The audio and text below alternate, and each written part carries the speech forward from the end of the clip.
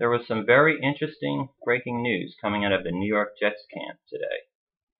Greg McElroy will get the start next week for the Jets against the San Diego Chargers. Now, it comes to nobody's surprise that Mark Sanchez was going to be benched after the debacle on Monday night last night with the litany of turnovers and the game ending on a fumbled snap.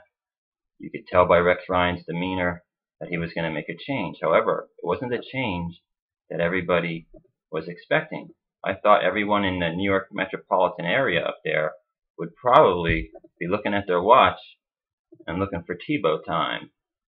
And who could blame him? He's a very interesting player. However, for the Jets' future and for evaluation purposes, I think they made the right decision. I actually thought, going back, that McElroy would have been a good candidate for the starting job from the beginning, and let me explain why.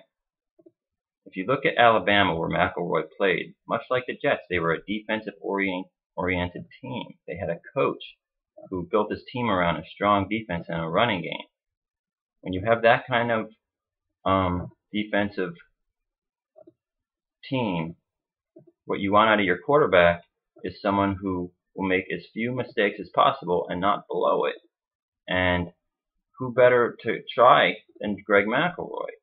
Tim Tebow would have been the exciting choice because everyone wants to see what he does with the starting job, especially after they feel he probably should have been brought in a lot more than he was this year. I think the Jets were afraid to bring Tebow in a lot of these games more than they did because it would maybe hurt Sanchez's confidence or maybe create more of a controversy, but you can't do that. You got to just do what's best for the team. And as far as Tebow is concerned, I think you're going to see a lot more of him this week against the Chargers. Why do I say that?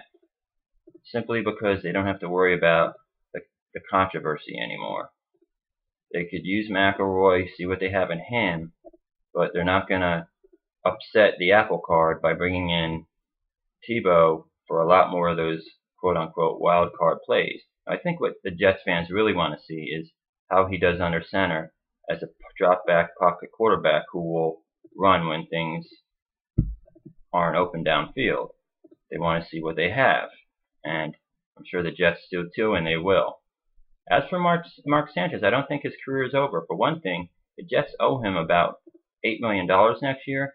You can't just cut a player and then like that and then not have to cut someone else that's very important to your team.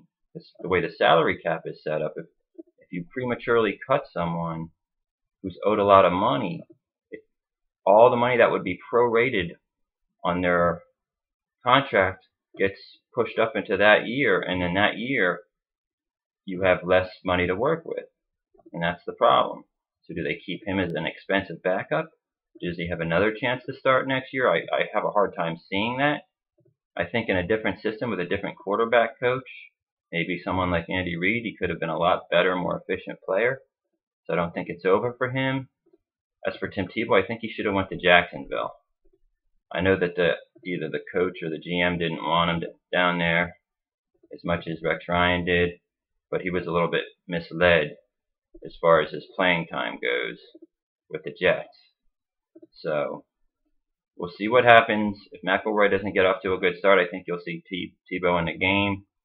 If not, you should get a healthy dose of him. But don't sleep on Greg McElroy. I think he's going to lead the Jets to a victory against those vaunted San Diego Chargers.